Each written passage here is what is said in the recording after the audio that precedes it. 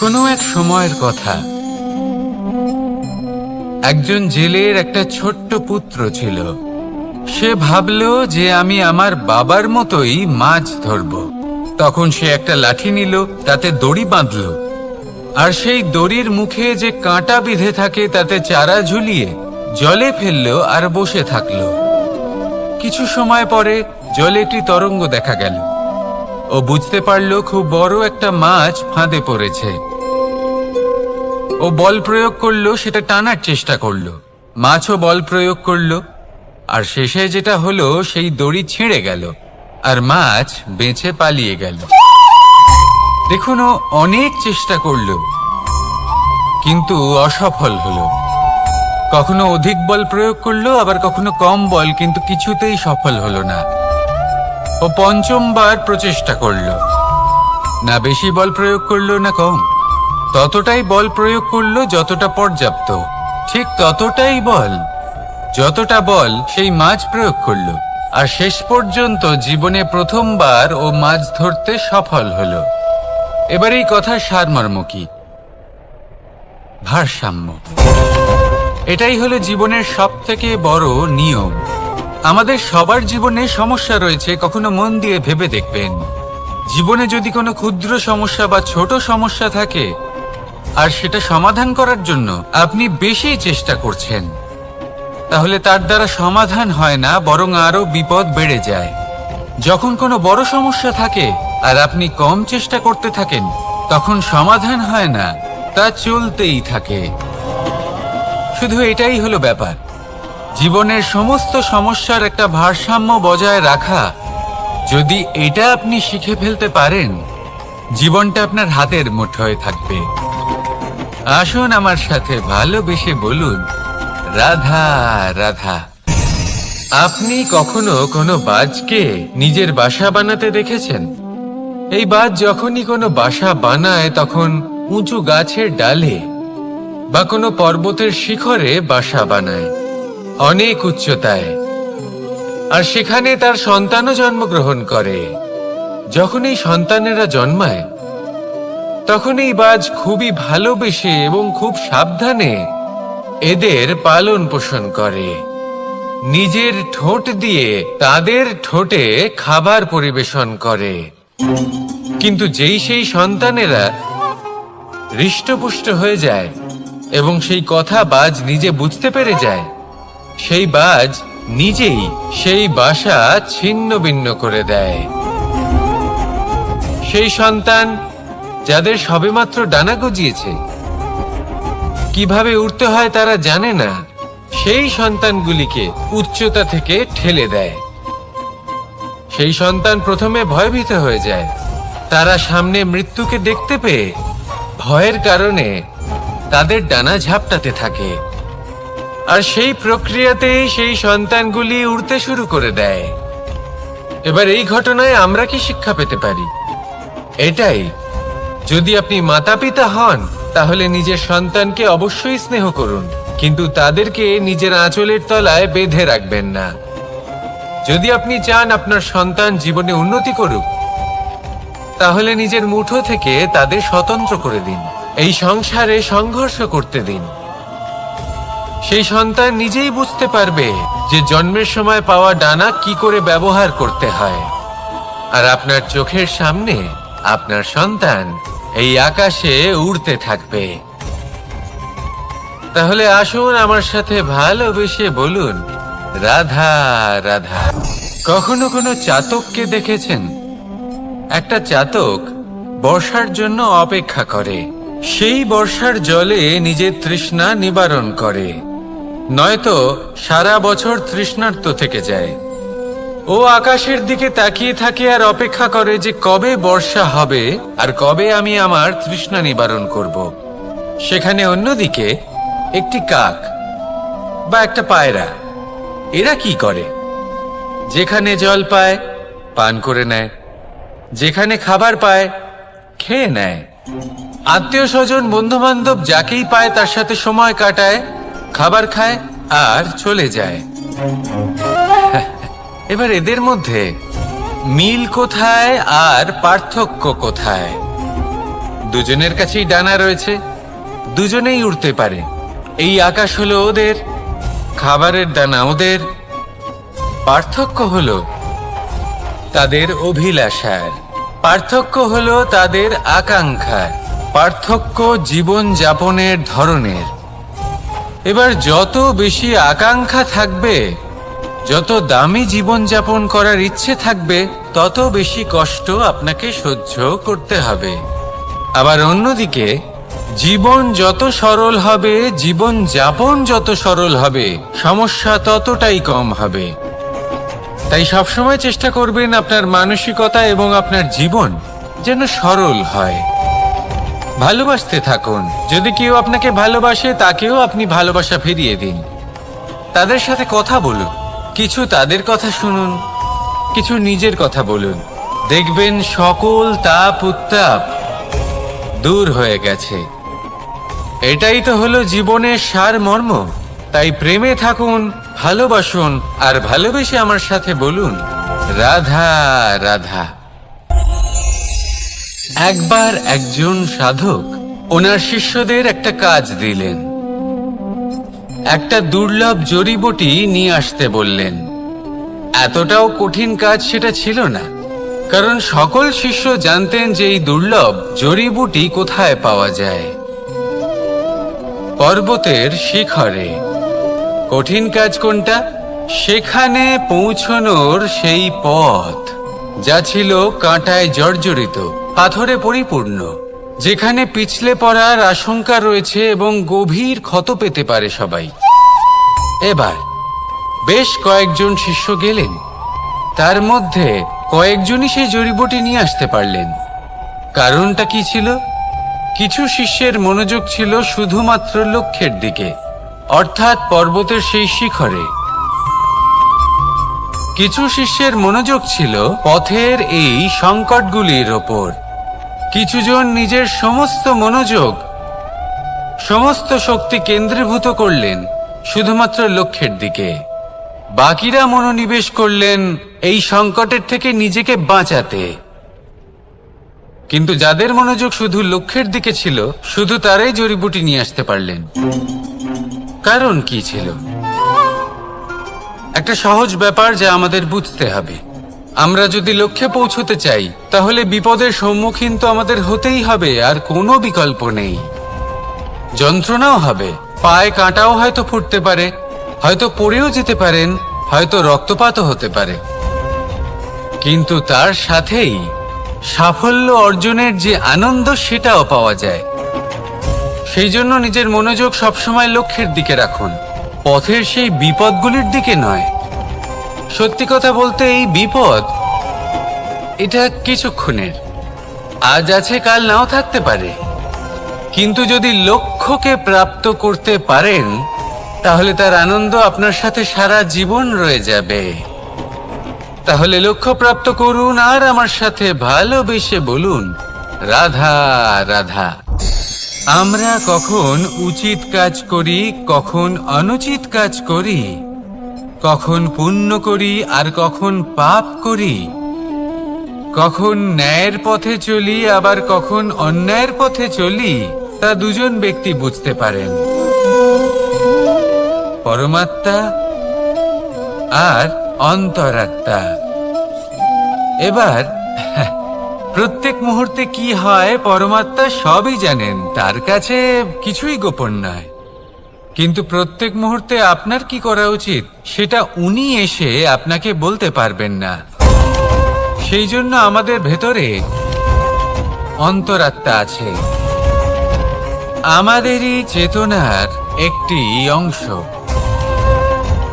একবার চোখ বুঝে দেখুন, অন্তরাত্মার মধ্যে নিমজ্জিত হয়ে ভাবুন আর বোঝার চেষ্টা করুন। এই অন্তরাত্মা সবসময় আপনাকে শুভ কাজ করার জন্য প্রেরিত করেন আর অশুভ কাজ করা থেকে বিরত করেন। এই অন্তরাত্মার কথা মানতে থাকুন। পরমাত্মা সবসময় আপনার কাছেই পাবেন। আসুন আর আমার সাথে ভালোবেসে বলুন, রাধা রাধা। মানুষের জীবনে দুই ধরনের আবেগ থাকে যা চিরকাল তার সাথে বসবাস করে। প্রথম, স্বপ্ন। দ্বিতীয়, অজুহাত। মানুষ হাজার হাজার স্বপ্ন দেখতে পারে। আমাকে এই কাজ করতে হবে, আমাকে ওখানে ঘুরতে যেতে হবে, আমায় জীবনে এই অসম্ভব কাজ বাস্তবায়িত করে দেখাতে হবে, আদি ইত্যাদি। এবার ঠিক যেমন স্বপ্ন দেখেন সেইভাবে অজুহাতও খুঁজে নিয়ে আসেন। আমি এই স্বপ্ন পূরণ করতে পারলাম না, কারণ আমাকে কেউ সাহায্যই করল না, কারণ আমি দুর্বল হয়ে পড়েছিলাম, কারণ আমার কাছে সময়ই ছিল না, আদি ইত্যাদি। এবার সাফল্য এবং অসফলতার মাঝখানে এই ধরনের সংঘর্ষ হতে থাকে। সাফল্য তখন লাভ করা সম্ভব যখন আপনার স্বপ্ন আপনার অজুহাতের থেকে অনেক বড় হয়, আর অসফলতা তখন পাবেন যখন আপনার অজুহাত আপনার স্বপ্নের থেকে অনেক বড় হয়। আপনি যদি সাফল্য লাভ করতে চান তাহলে চেষ্টা করতে থাকুন, পরিশ্রম করুন। যদি অসফল হন তাহলে ভয়ভীত হওয়ার কোনো প্রয়োজন নেই। নিজের ভুল বুঝুন, তাকে শুধরে নিন, আবার চেষ্টা করুন। কিন্তু যদি নিজের জীবনে অজুহাত নিয়ে আসেন তখন স্বপ্ন কখনো পূরণ হবে না। আসুন আমার সাথে ভালোবেসে বলুন, রাধা রাধা। এমন কিছু রয়েছে মানুষের মনে, তাদের জীবনে এমন এক আবেগ যা সর্বজন বিদিত, যা সবাই জানেন যে উপস্থিত আছে। সেটাকে আমরা সমস্যা বলে থাকি। এমনিতে আমরা সকলেই জানি যে এমন কোনো গৃহ নেই যেখানে মৃত্যুর ছায়া পড়েনি, এমন কোনো বৃক্ষ নেই যার দ্বারা ওষুধ তৈরি সম্ভব নয়, এমন কোনো অন্ন নেই যা সময়ের সাথে বিষ বা অমৃতে পরিণত হতে পারে। এবার এই সমস্যাগুলি কোনো ব্যক্তির জন্য সমস্যা হতে পারে, কিন্তু নিজে থেকে এরা কোনো সমস্যাই নয়। এরা আসে আমাদের সাহায্য করতে, আমাদের কিছু শেখাতে। আপনি নিজেই দেখুন, পর্বতের শিখর থেকে কোনো এক পাখি পড়ে গিয়ে নিজের প্রাণ ত্যাগ করলো। সেটা কখন সম্ভব? যখন সেই পাখি ওড়ার চেষ্টাই করে না।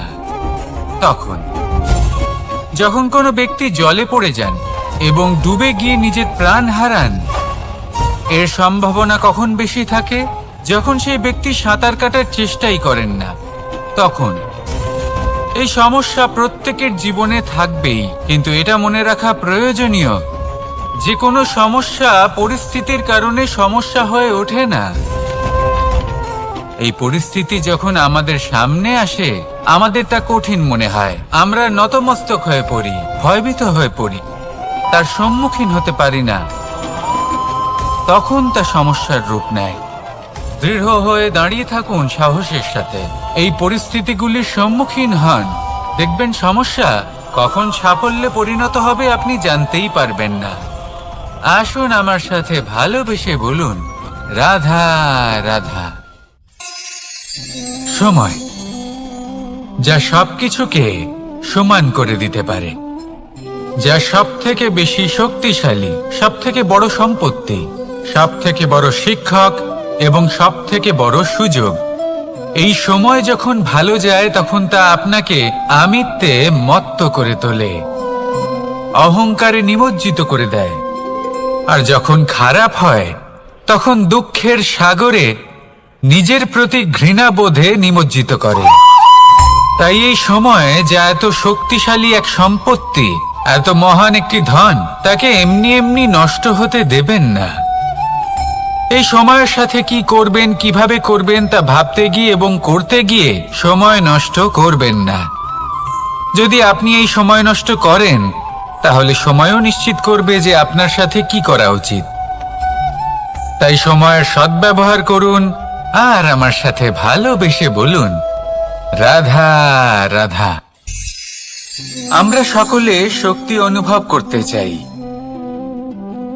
এবার যদি আপনাকে জিজ্ঞেস করা হয় যে সবথেকে বেশি শক্তির অনুভব কোথা থেকে করা সম্ভব, তখন কেউ কেউ বলবেন পুষ্টিকর আহার গ্রহণ করলে, ব্যায়াম করলে, কেউ বলবেন ধন লাভ করলে, বন্ধুদের থেকে, পরিবারের থেকে, আদি ইত্যাদি। এইভাবে আপনি শক্তির অনুভব অবশ্যই করতে পারেন, কিন্তু সবথেকে বেশি শক্তির অনুভব যদি আপনি করতে চান তাহলে তা পাবেন শুধু একতার দ্বারা, সংগঠনের দ্বারা। যদি আপনাকে উদাহরণ দিই, নিজের এই হাতটাকে দেখুন, 5টা আঙুল রয়েছে। কোনো একটা বস্তুকে নিজের একটা আঙুল দ্বারা তুলে ধরার চেষ্টা করে দেখুন, বড়ই কষ্ট হবে। তখন আপনি বুঝতে পারবেন যখন এই 5টি আঙুল একত্রিত হয় তখন কোনো কাজ কতটা সহজ হতে পারে। এটাই হলো শক্তি, একতার।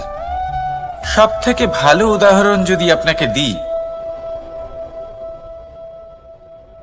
তাহলে বাঁশি। এই বাঁশি থেকে অত্যন্ত মধুর সুর নির্গত হয় যা সবার মন প্রসন্ন করে দেয়। এই কথা সত্যি, কিন্তু এই বাঁশি আমি একটা বা দুটো আঙুল দিয়ে বাজাতে পারবো না। আমাকে প্রত্যেকটা আঙুল ব্যবহার করতেই হবে, তবেই এর থেকে মধুর সুর নির্গত হবে যা সকলকে প্রসন্ন করবে, ঠিক কিনা? ঠিক এইভাবেই যদি আপনি চান যে আপনার জীবনরূপী বাঁশি থেকেও মধুর সুর নির্গত হোক বা সবার মনকে প্রসন্ন করে তুলুক, তাহলে আপনাকেও জীবনে একতা নিয়ে আসতেই হবে। আপনি একাও কর্ম করতে পারেন, পথ চলতেও পারেন, সামনেও এগোতে পারেন, সাফল্যও লাভ করতে পারেন। কিন্তু যখন সকলে একসাথে এগোবেন, সেই পথে চলবেন, সেই কর্মই করবেন, তখন লক্ষ্যে অবশ্যই পৌঁছবেন, সাফল্য অবশ্যই লাভ করবেন। কিন্তু সেই সাফল্য এবং তার আনন্দর সংমিশ্রণটাই একটু অন্যরকম হবে। তাই জীবনে ঐক্যবদ্ধ হন, একসাথে মিলে এগোতে থাকুন, আর আমার সাথে ভালোবেসে বলুন, রাধা রাধা। জীবনে 2 ধরনের আবেগ রয়েছে যার কোনো মূল্য নেই। আমার কথার অর্থ এটা নয় যে এদের কোনো গুরুত্ব নেই, গুরুত্ব যথেষ্টই রয়েছে, শুধু এদের জন্য আপনাকে কোনো মূল্য দিতে হয় না। প্রথম আবেগ হলো আনন্দ, প্রসন্নতা। এটা আপনি যে কোনো জায়গায় খুঁজে পেতে পারেন যদি আপনি খুঁজে পেতে চান। আপনি কোনো পুষ্পের সৌন্দর্য দেখে প্রসন্ন হতে পারেন। বায়ুর কারণে যখন একটি বৃক্ষ শিহরিত হয় সেটা দেখে আপনি প্রসন্ন হতে পারেন। একটা ছোট্ট শিশুর কলরব শুনেও আপনি প্রসন্ন হতে পারেন। একটা ক্রন্দনরত বালককে হাসিয়ে আপনি প্রসন্ন হতে পারেন। সবকিছু আপনার উপর নির্ভরশীল। সেখানে আরেকটি আবেগ হলো দুশ্চিন্তা। মানুষ বড়ই দুশ্চিন্তা করতে থাকে। আজ আমি এই কাজ করেছি, সেই বিষয়ে চিন্তা। আজ আমি এই কাজ করতে পারিনি, সেই বিষয়ে চিন্তা। কাল আমাকে এই কাজ করতে হবে, সেই নিয়ে চিন্তা। আমি কি সেই কাজটা করতে পারবো, সেই বিষয়েও দুশ্চিন্তা। চিন্তা সর্বত্র রয়েছে, যার জন্য মূল্য দিতে হয় না। যত চান আপনি একত্রিত করতে পারেন। একটা গুরুত্বপূর্ণ কথা মনে রাখবেন, প্রসন্নতা জীবনের একটা নতুন সূত্রপাত। সেখানে দুশ্চিন্তা হলো জীবনের চিতার সমান। এবার এই 2টি আবেগ হলো মূল্যহীন, দুটোই আপনার সামনে আছে। কোনটা চয়ন করবেন আপনি, দুশ্চিন্তা নাকি প্রসন্নতা? সিদ্ধান্ত আপনারই। আসুন আর আমার সাথে ভালোবেসে বলুন, রাধা রাধা। ধন, সম্পত্তি, এগুলো আসলে কি? এগুলো শুধু সেই মূল্য যার দ্বারা আমরা কোনো কিছু অর্জন করতে পারি। এবার এই ধনের দ্বারা এই সংসারে অনেক কিছু লাভ করা সম্ভব, কিন্তু সেই সব কিছুই শুধুমাত্র ভৌতিক বস্তুই হবে, ভৌতিক সামগ্রী, ভৌতিক সুবিধা। অর্থাৎ আপনার কাছে যতই ধন থাকুক, তা আপনাকে শান্তির ঘুম এনে দিতে পারবে না। আপনাকে জীবনের বাস্তব সুখের অনুভূতি লাভ করাতে পারবে না, কারণ এগুলো ভৌতিক ধন। এ ভৌতিক বস্তুই অর্জন করাতে সক্ষম। বাস্তবিক ধন কি?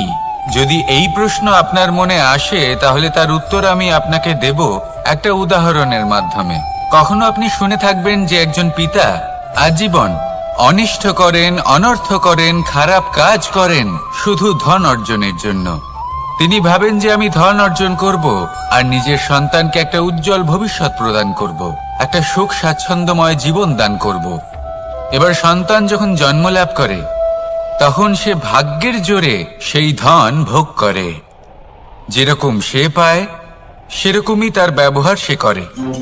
কখনো আপনি এটাও দেখে থাকবেন যে সেই সন্তান সমস্ত ধন নষ্ট করে ফেলে, আর সেই পিতা যিনি সমস্ত ধন সঞ্চয় করেছেন, যিনি সেই ধনের প্রভু, আজ সেই ধনের প্রহরী হয়ে রয়েছেন। এবার এরকম কেন হয়? এরকম তখনই হয় যখন সেই পিতা বুঝতেই পারেন না যে তার জীবনের আসল ধন কি। সেই আসল ধন তার সন্তানকে সে দিতেই পারে না। যদি পিতা তার সন্তানকে কর্মের জ্ঞান দিতে পারেন, উচিত কোনটা অনুচিত কোনটা সেই শিক্ষা দিতে পারেন, সংস্কারের প্রকৃত শিক্ষা দিতে পারেন, তবে সেটা ধনের থেকে অনেক বেশি গুরুত্বপূর্ণ। এটাই হলো জীবনের বাস্তব ধন। আপনি সেই কথা তো অবশ্যই শুনে থাকবেন, কুসন্তান হলে ধন সঞ্চয় করে কি হবে, সুসন্তান হলে ধন সঞ্চয় করে কি হবে। সন্তান যদি কুপুত্র হয় তাহলে সব নষ্ট করে ফেলবে, আর সন্তান যদি সুপুত্র হয় তাহলে ধন থাকুক না থাকুক সে নিজেই কর্মের পথে অগ্রসর হয়ে ধন অর্জন করবে আর নিজের জন্য এক উজ্জ্বল ভবিষ্যৎ গড়ে তুলবে। তাই সন্তানকে সম্পদ দেওয়ার আগে কর্মের জ্ঞান দান করুন, সুশিক্ষা দিন, কারণ এটাই হলো জীবনের প্রকৃত ধন। আসুন আর আমার সাথে ভালোবেসে বলুন, রাধা রাধা। কর্ম এবং ফল। মানুষের স্বভাব হলো এটাই যে তিনি নিজের প্রত্যেক পরিশ্রমের প্রতিফল প্রার্থনা করেন। বেশিরভাগ সময় এই ফলাফলের চিন্তা করতে করতে, কল্পনা করতে করতে উনি কর্ম করতে থাকেন যে আমি এই কাজটা করলে এই ফল পাবো। সেই সব কল্পনা করতে থাকেন যা না তার হাতে আছে, না আছে অধিকার আর না আছে নিয়ন্ত্রণ। উনি শুধু নিজের কর্ম করতে পারেন। উনি কি ফল পাবেন তা তার হাতে কখনোই নেই। তাই আপনিও শুধুমাত্র কর্ম করতে থাকুন, ফলের চিন্তা করবেন না। মনে রাখবেন, শিকড় এবং শাখা যেভাবে একে অপরের সাথে জড়িয়ে, সেইভাবেই একে অপরের সাথে জড়িয়ে কর্ম এবং ফল। যেরকম কর্ম আপনি করবেন সেরকম ফল আপনি অবশ্যই পাবেন। তাই এই ফলের আশায় কর্মের সময় কখনোই নষ্ট করবেন না, কারণ যে ব্যক্তি সময় নষ্ট করেন, সময় সেই ব্যক্তিকে অবশ্যই নষ্ট করে দেয়। কর্ম করুন নিঃস্বার্থভাবে, ফলের চিন্তা করবেন না, আর আমার সাথে ভালোবেসে বলুন, রাধা রাধা। কর্ম এবং ফল। দেখতে গেলে এই সমস্ত ব্রহ্মাণ্ড এই দুইয়ের মাঝেই স্থির হয়ে আছে। মানুষজন কর্ম করেন ভালো ফল লাভের আশায়, আর ভালো ফল লাভের আশায় উনি এটাই ভুলে যান যে উনি যে কর্ম করছেন তা কি করছেন। আমি বলেছিলাম কর্ম করুন ফলের চিন্তা না করে, কিন্তু কি কর্ম করছেন সেই বিষয়ে ভাবাটাও অত্যন্ত আবশ্যক। নয়তো অনেক সময় আমরা এমন কর্ম করে ফেলি যা না চাইতেও বিষে পরিণত হয়, যা হয়েছে দুঃশাসনের সাথে, দুর্যোধনের সাথে, গুরু দ্রোণের সাথে। একজনের মানসিকতা উচিত ছিল না, একজনের বিবেক উচিত ছিল না, আরেকজন যে পক্ষ নির্বাচন করেছিলেন সেই পক্ষ উচিত ছিল না।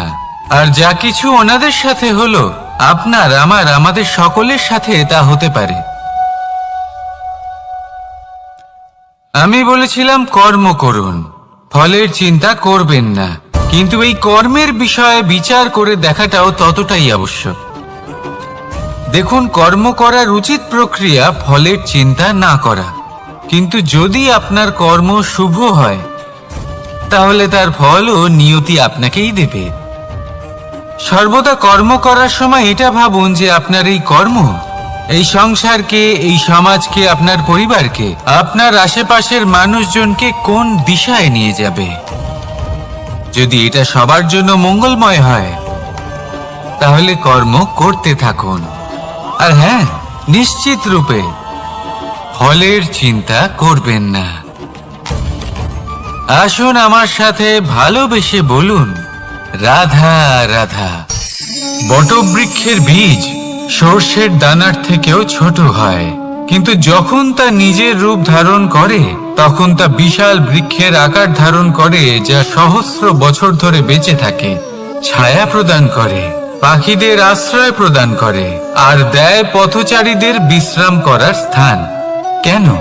কারণ সেই ছোট বীজ তা মাটির ভেতরে গিয়ে নিজের খোলস ত্যাগ করে। অন্ধকারে থাকে সে, যতই আলো আসুক না কেন, যতই বর্ষা আসুক না কেন, সব সহ্য করে। আর তারপরে একটা চারা গাছ অঙ্কুরিত হয়, তারপর ধীর গতিতে একটা বিশাল বৃক্ষতে পরিণত হয়। দেখুন, জীবনে কঠিন সময় আসে, এই জন্য নয় যে আপনি হার মেনে নেবেন, এই জন্য আসে যাতে আপনি ভবিষ্যৎ নির্মাণের জন্য নিজেকে তৈরি করতে পারেন। যদি কঠিন সময়ে আপনি ওই বীজের মতো দৃঢ় হয়ে থাকতে পারেন, তাহলে আপনিও একদিন সেই বিশাল বৃক্ষের মতো নিজের অস্তিত্ব গড়ে তুলতে পারবেন, যা সহস্র বছর পর্যন্ত মনে রাখা হবে। আসুন আমার সাথে ভালোবেসে বলুন, রাধা রাধা। এই ব্রহ্মাণ্ড কত বৃহৎ, তাই না? যার সম্মুখে এই পৃথিবীকেও একটা বিন্দুর মতো মনে হয়। আর এই পৃথিবীতে আমরা কে হই, আমাদের আকার কিরকম, আমাদের অস্তিত্বই বা কি? যখন আমরা এভাবে ভাবি তখন মনে হয় আমরা কিছুই নই। তা আমরা যখন কিছুই নই, তাহলে আমরা এত চিন্তা করি কেন? কি ভেবে ভয় পাই? কাকেই বা এত ভয় পাই? কে আমাদের মারতে পারে আর কেই বা আমাদের জন্ম দেবে? আত্মার আসলে না কখনো জন্ম হয় আর না কখনো মৃত্যু। আত্মা শুধুই শরীর বদল করে। আপনি, আমি, আমরা সকলে এই শরীর নয়, আমরা হলাম আত্মা, যা হলো পরম আত্মার পরম অঙ্গ। সেই জন্য মনে রাখবেন, বাইরের কোথাও দেখবেন না, নিজের অন্তরের গভীরে গিয়ে দেখুন, আত্মাকে উপলব্ধি করতে শিখুন। ক্লেশ, ভয়, চিন্তা, এই সব কিছুর থেকে নিজেকে দূরে রাখুন, তাহলেই উপলব্ধি করতে পারবেন পরমাত্মাকে। তাহলে আসুন আমার সাথে ভালোবেসে বলুন, রাধা রাধা। পরিবর্তন এই সংসারের শাশ্বত নিয়ম। কোন রাজা নেই যিনি চিরকাল রাজা থাকেন, কোন ধনী ব্যক্তি নেই যিনি চিরকাল ধনী থাকবেন। এই সংসারে সূর্যের স্থান নেওয়ার জন্য চন্দ্রিমার আগমন ঘটে। কোন স্থান যাকে পতিত বলা হয়েছিল, সেখানে মহল তৈরি হয়েছে। কোন স্থান যাকে আজ মলিন বলা হয়েছে, কাল সেখানে মন্দিরও স্থাপন হতে পারে। কোন ঋতু চিরকালের জন্য থাকে না, কখনো সময় চিরকাল একরকম থাকে না। আজ যা আপনার কাছে রয়েছে, কাল অন্য কারোর ছিল। আজ যে আপনার কাছে রয়েছে, কাল তা অন্য কারোর কাছে চলে যাবে। আপনার সাথে কিছু থাকলে তা হলো আপনার কর্ম, কিন্তু সেই কর্মের পরিণামও আপনার নয়। আপনি শুধু কর্ম করুন, বাকি সবকিছুই পরিবর্তনশীল। কিন্তু সেই পরিবর্তনকে দেখে ভয় পাওয়ার প্রয়োজন নেই, তাকে স্বাগত জানান। যদি আপনি হাসি মুখে সেই পরিবর্তনকে স্বাগত জানান, তাহলে এই পরিবর্তনও হাসি মুখে আপনার সাথে থাকবে। আসুন আমার সাথে ভালোবেসে বলুন, রাধা রাধা। সঞ্চয়। মানুষের যখন থেকে বোধ বুদ্ধি হয়, সঞ্চয় করতে আরম্ভ করে দেন। সঞ্চয় করতে থাকেন ভোজনের, সঞ্চয় অর্থের, সঞ্চয় শক্তির। নিজের জন্য করেন, নিজের পরিবারের জন্য করেন, নিজের স্ত্রীর জন্য করেন, সন্তানের জন্য করেন, সন্তানের সন্তানের জন্য সঞ্চয় করেন। সঞ্চয় করার জন্য ওনার কাছে অনেক কারণ রয়েছে, কারণ উনি এটা ভাবেন যে এই সঞ্চিত শক্তির জন্য কেউ ওনার কোনো ক্ষতি করতে পারবে না। মানুষ ভুলে যান একটা গুরুত্বপূর্ণ কথা, এই সত্য, উনি এই সংসারে খালি হাতেই এসেছিলেন আর এখান থেকে ওনাকে খালি হাতেই যেতে হবে। যা এখানকার তা এখানেই থেকে যাবে। আর যদি কিছু ওনার সাথে যায় তা হলো ওনার কর্ম, আর কিচ্ছু নয়।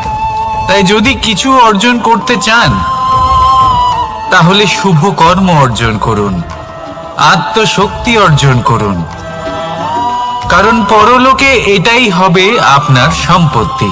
তাহলে কি এটা আপনি অর্জন করতে চান না? আসুন আর আমার সাথে ভালোবেসে বলুন, রাধা রাধা। সদিচ্ছা। দেখতে গেলে 3 অক্ষরে তৈরি এই শব্দ, কিন্তু সমস্ত ত্রিলোক তার উপরেই আধারিত। আপনি এই সংসারে এসেছেন, তখন অবশ্যই শ্বাস নেবেন, কিন্তু তার বদলে আপনাকে কিছু তো দিতেই হবে। আপনার উপর নির্ভর করছে আপনি কি দেবেন।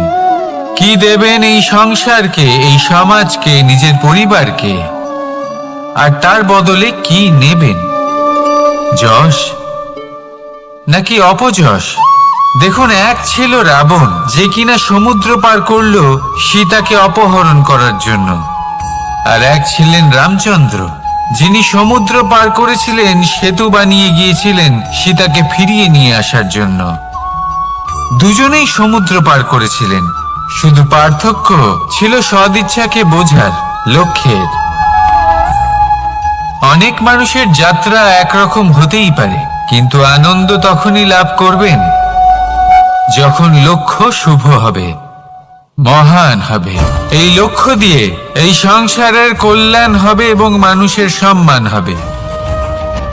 যদি আপনার সংকল্প উচিত হয় তাহলে আপনার লক্ষ্য উচিতই হবে, নয়তো শুধুমাত্র বিনাশ হবে।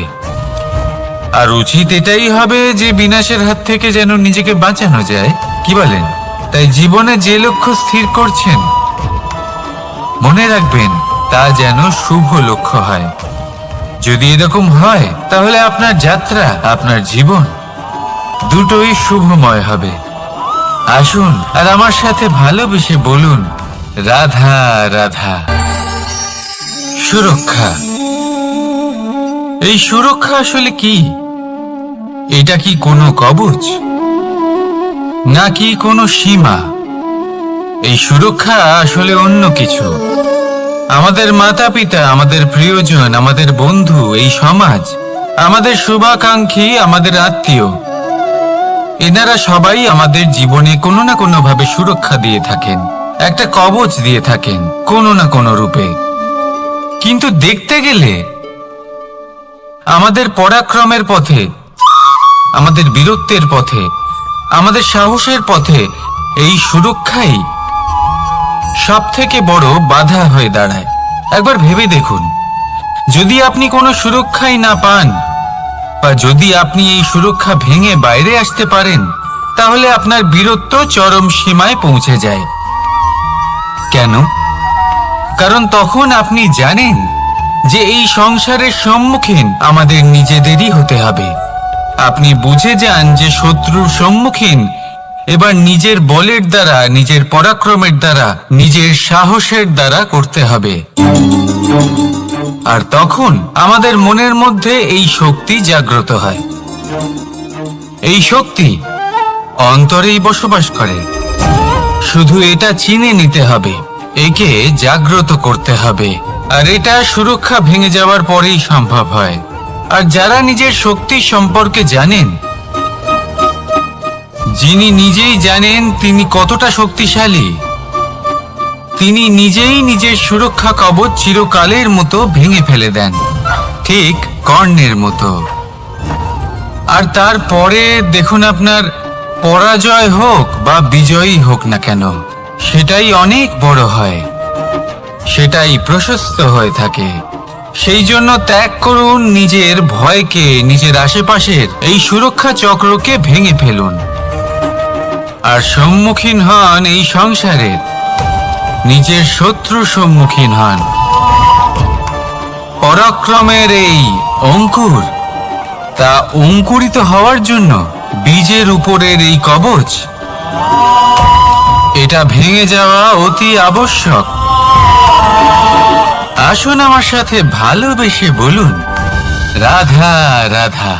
যখন আমরা হাঁটতে থাকি আর আমাদের পায়ে কাঁটা বিঁধে যায়, তখন মুখ দিয়ে আহ বেরিয়ে আসে, কান্না চলে আসে, আর অনেক সময় অভিশাপও বেরিয়ে আসে।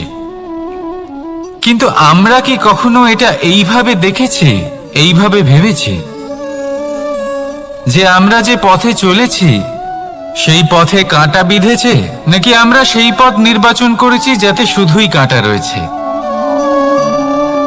নাকি আমরা এভাবে ভেবে দেখেছি যে এই কাঁটা আমাদের কষ্ট দিতে এসেছে, নাকি এটা আমরাই বিছিয়ে রেখেছিলাম? সাবধান থাকা উচিত ছিল, কারণ কাঁটা বিঁধলে যন্ত্রণা হবে, চিৎকার করে ফেলতে পারি, মুখ থেকে অভিশাপও বেরিয়ে আসতে পারে। কিন্তু এই অভিশাপ শুধুমাত্র আমাদের তরফ থেকে অভিশাপ হয়, সামনের ব্যক্তিটির ওপরও নির্ভর করে। এবার সেই ব্যক্তি যদি এমন হয় যে ফুল আর কাঁটা এই দুই সমানভাবে গ্রহণ করতে পারে, তার কাছে অভিশাপও বরদানে পরিণত হয়। শেষ পর্যন্ত ব্যাপারটা দাঁড়ায় ভাবনা, চিন্তা, দৃষ্টিভঙ্গির ওপর। কারণ আপনার এই ভাবনাই সত্যি হয়ে সামনে আসে।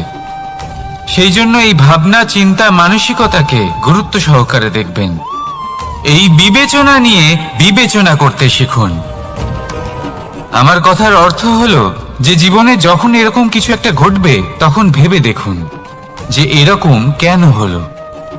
আপনি কি এমন কোনো কর্ম করেছিলেন যার কর্মফল এটা? এমন কোনো কাজ যা অনুচিত ছিল, অসত্য ছিল, যা অভদ্রতার কারণ ছিল? ভেবে দেখা প্রয়োজন। দেখুন, ইচ্ছে হলো আপনার যে আপনি কি করতে চান, ভাবনা আপনার, সত্য আপনার, জীবন আপনার, সিদ্ধান্ত আপনার। আসুন আর আমার সাথে ভালোবেসে বলুন, রাধা রাধা। সময়, এই সময় আসলে কি?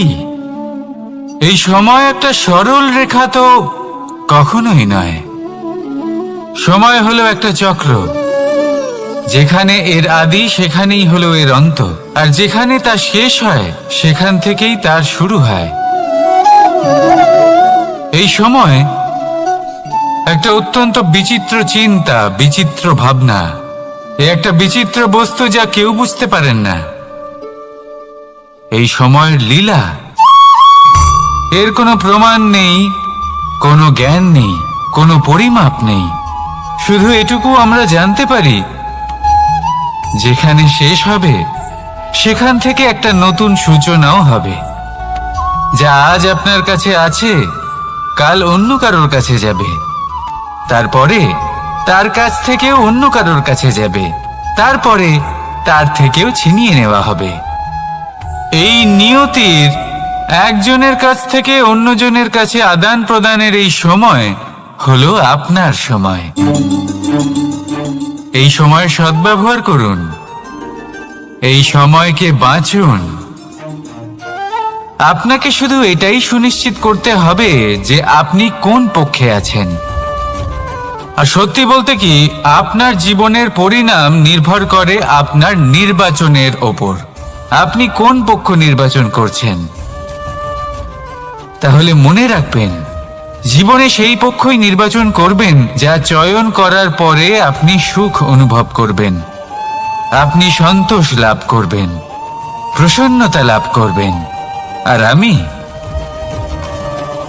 আমি এটাই সুনিশ্চিত করব যে এই পক্ষ যেন শান্তির পক্ষ হয়, এই পক্ষই যেন প্রেমের পক্ষ হয়। তাহলে চিন্তা করবেন না, আর আসুন আমার সাথে ভালোবেসে বলুন, রাধা রাধা। মানুষ বড়ই বিচিত্র প্রাণী, সব সময় লড়াই করতে থাকে, সব সময় চেষ্টা করে যাতে সেই শ্রেষ্ঠ হয়, চেষ্টা করে যাতে তার সামনে সবার মাথা নত হয়। তাই সবার আগে শক্তি অর্জন করার চেষ্টা করে, সে শক্তি অর্জন করেও নেয় আর তারপর ভয় দেখিয়ে সবাইকে নিজের সামনে নত করে, কিন্তু একটা গুরুত্বপূর্ণ কথা ভুলে যায়, বুঝতেই পারে না। দেখুন, আমি আপনাকে একটা উদাহরণ দিই। আপনি নিশ্চয়ই বৃক্ষ এবং তার ডালপালা দেখেছেন, যা ফলের ভারে নিচু হয়ে যায়।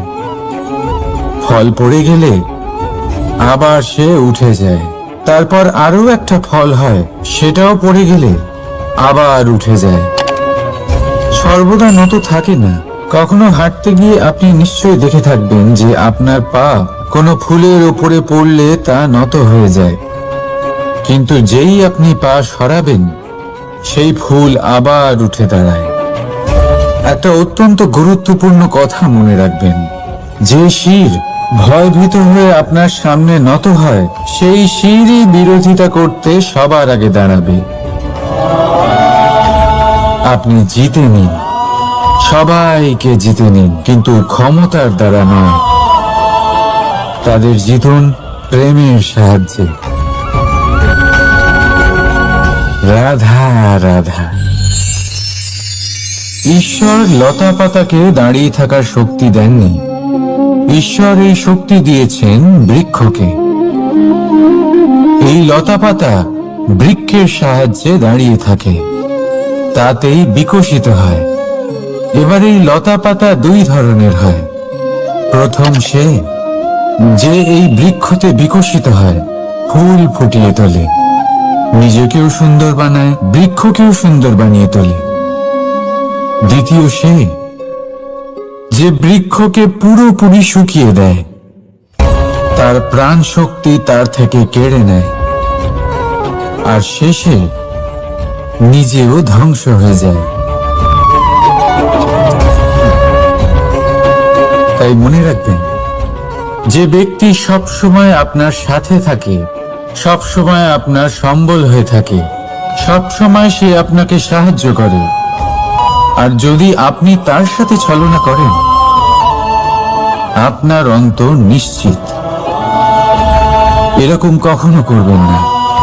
সেই ব্যক্তিকে ভালোবাসা দিন, সম্মান দিন, আর আমার সাথে প্রসন্ন হয়ে বলুন, রাধা রাধা।